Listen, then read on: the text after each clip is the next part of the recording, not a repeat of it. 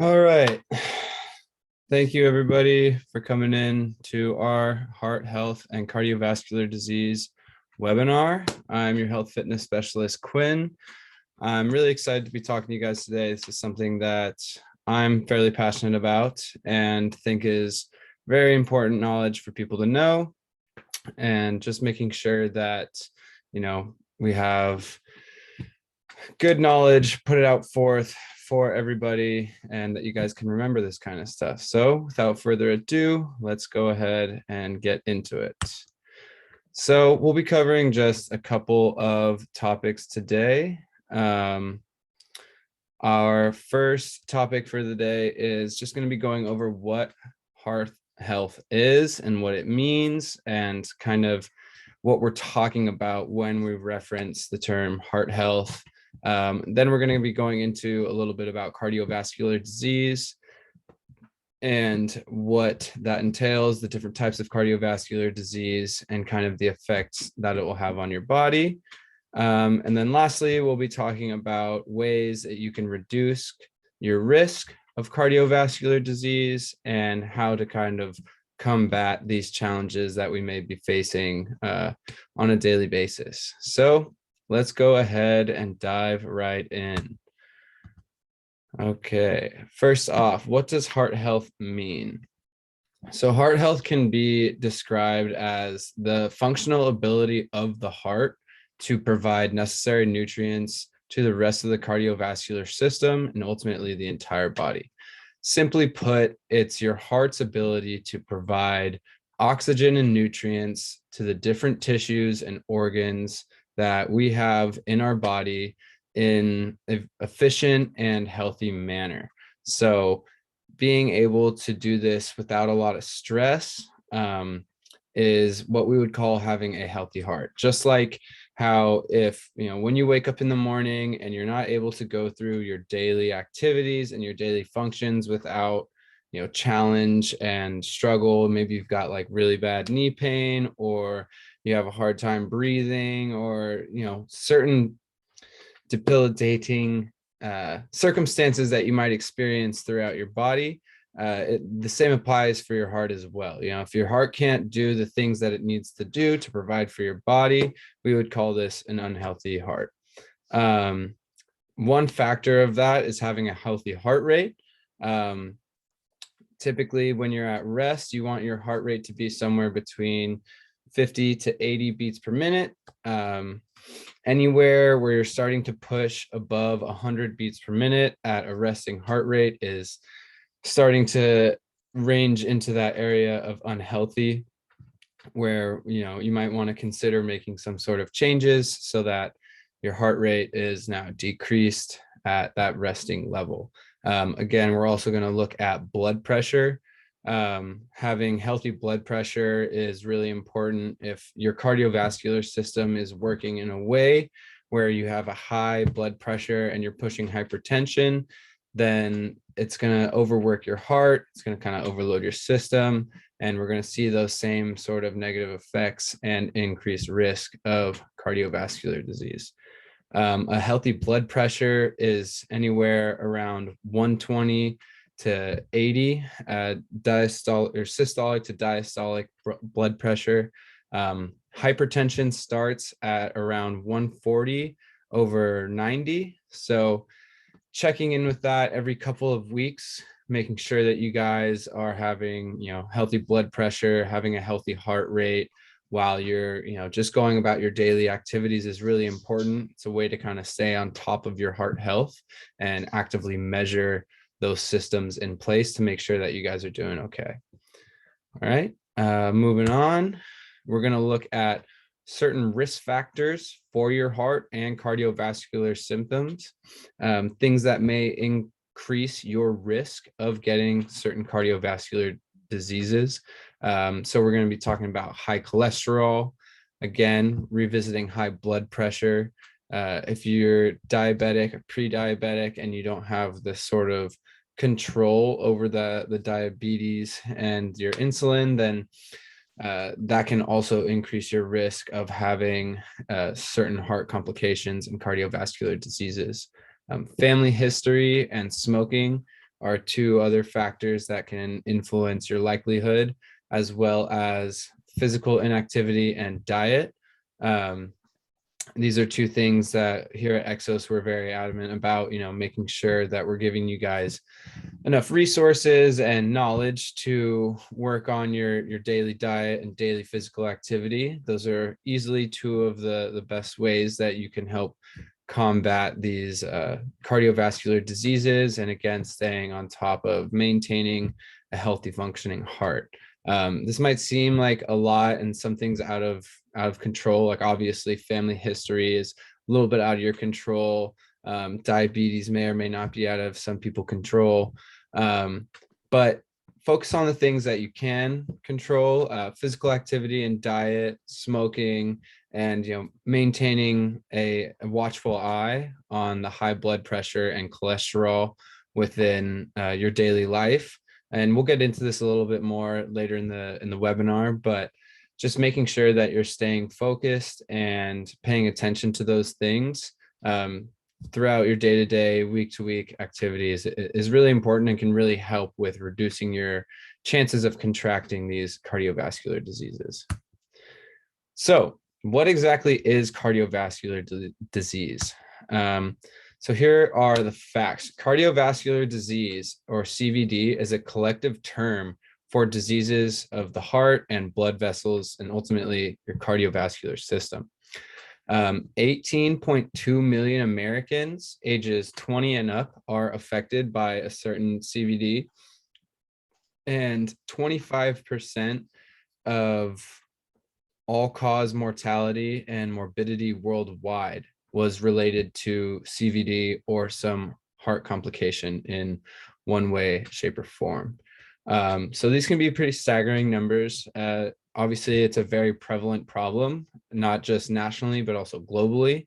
Americans specifically are at a high risk just based off of our environment and culture. We have a lot of fast food and easy calories that can help contribute to this sort of cardiovascular problem, as well as we have a fairly sedentary lifestyle compared to other countries and places around the world. So Americans specifically are at a little bit more higher risk. As you can see, about a quarter of the deaths in America are related to cardiovascular disease.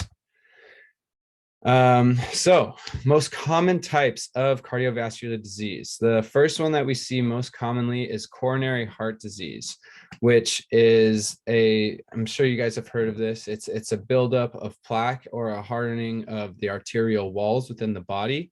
It can come in a couple of different ways.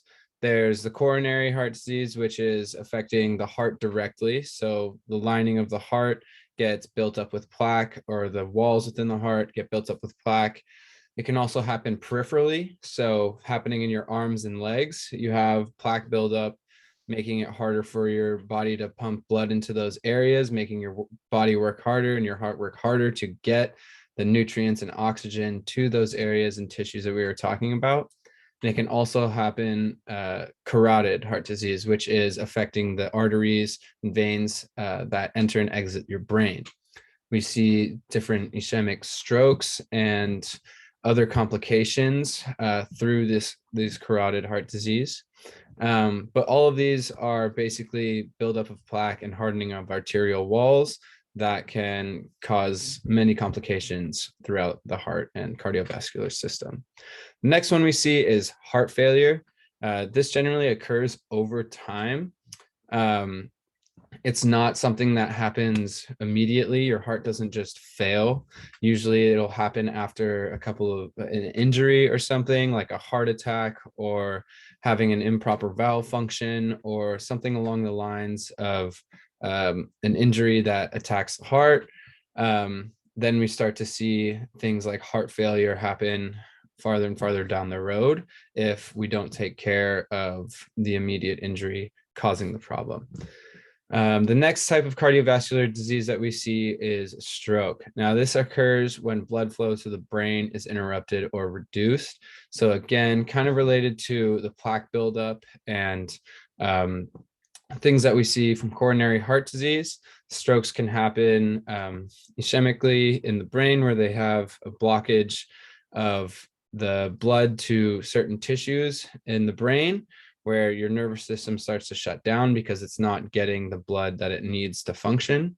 It can also happen through weakened vessel tissue. So like your artery or your vein becomes weakened because there's such a high blood pressure that it starts to lose its ability to be strong, and the vessel can actually rupture, and now you have blood into your body, which is not good at all. Okay, moving along. So now we're going to start talking about ways that we can reduce your risk of cardiovascular disease. First off, we're going to talk about physical activity. So staying physically active is one of the best ways you can reduce your risk of cardiovascular disease.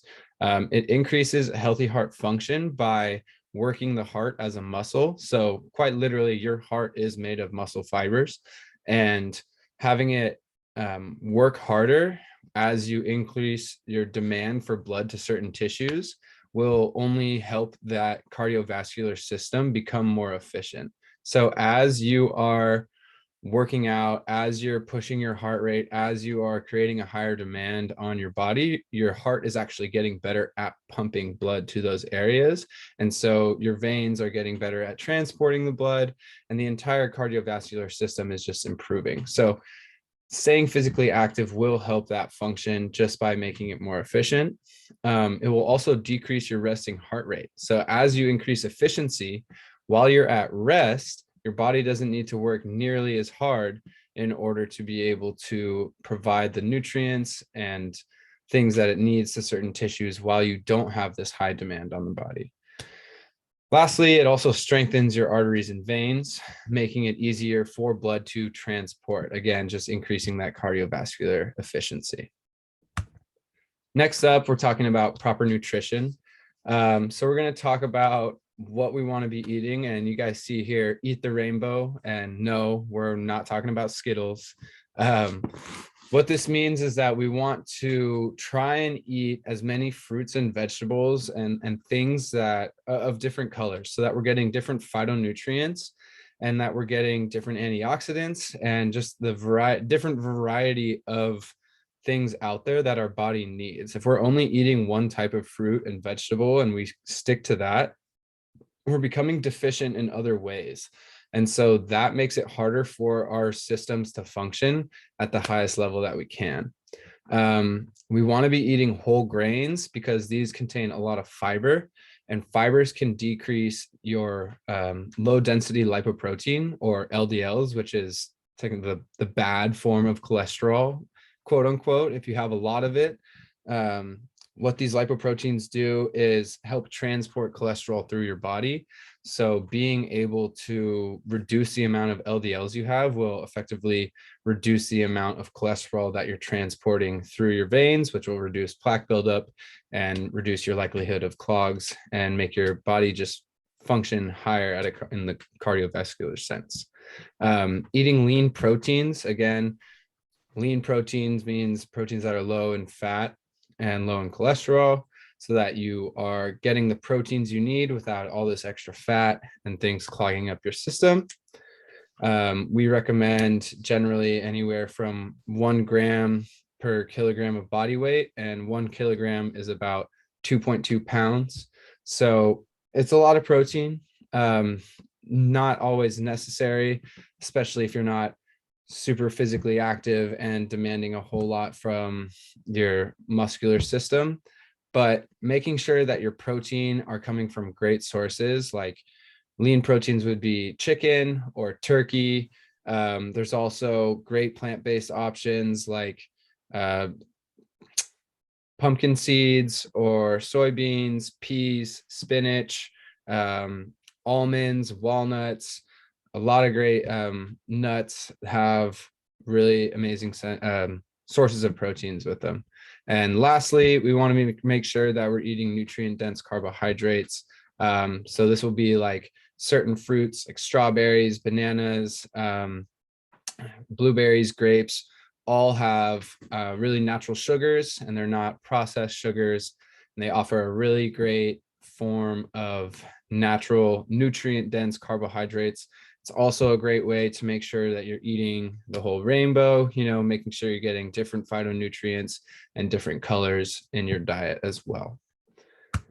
And lastly, we're here talking about lifestyle choices. So all of these things are really great, but without consistency in making sure that you're keeping up on your blood pressure, you're keeping up on your exercise and your diet and all these things, your body can get really stressed out and worn down. So making sure you're getting enough sleep is really important. We recommend, 7 to 9 hours. I'm sure everybody hears the 8 hours a night.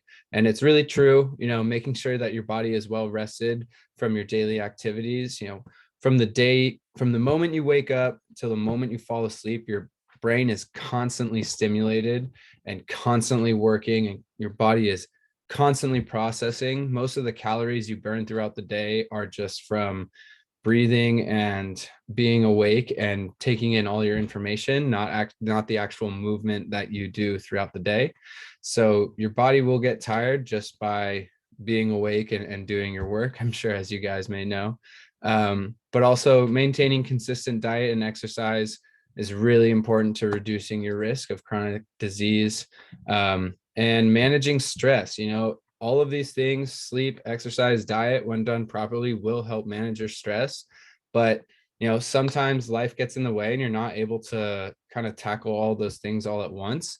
And so there are a lot of things you can do to help manage your stress, such as breathing practices, meditation, journaling, planning out time for your own self-care, whatever it is that makes you happy without the need of feeling like you have to be absolutely productive while you're doing it, is really great for managing stress.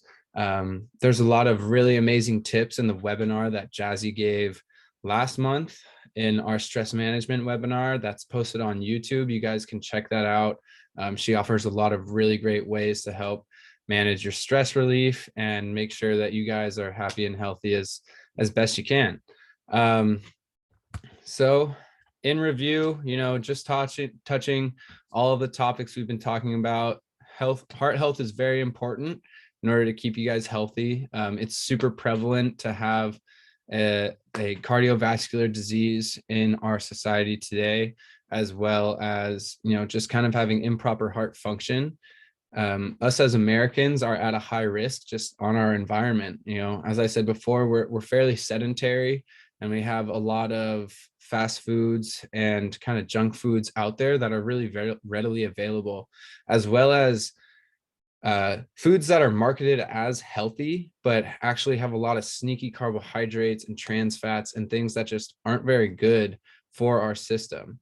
So really kind of be aware of that when you guys are out there eating certain snacks. Like maybe take a look and see what you're eating. If it's got a lot of high fructose corn syrup, or you see a lot of trans fats in it, or maybe it's not the leanest protein source, or whatever it might be, just kind of be cognizant of what you guys are putting into your body, because it really does have an effect on your well-being. That being said, there's a lot you can do to prevent it, such as the healthy living we talked about with stress relief and diet and proper sleep, as well as exercising daily. I believe the recommendation for minimum exercise minutes required to see any sort of benefit of health from exercise is 150 minutes a week. So if you exercise Monday through Friday, that's 30 minutes a day, and you hit that 150-minute mark, or 50 minutes 3 days a week. So basically an hour 3 days a week, and you guys are still hitting that mark, which is fairly manageable if you just kind of help incorporate that into who you want to be, and kind of what your routine looks like after that.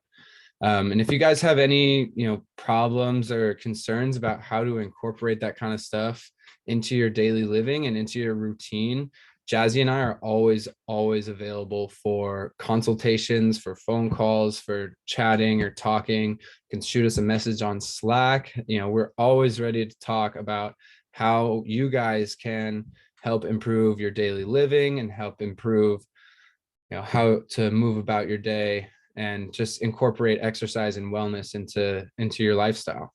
With that being said, if there are any questions that you guys have, feel free to ask and I will answer them to my best of my ability. You can drop them in the chat or unmute your mic and I'll try my best.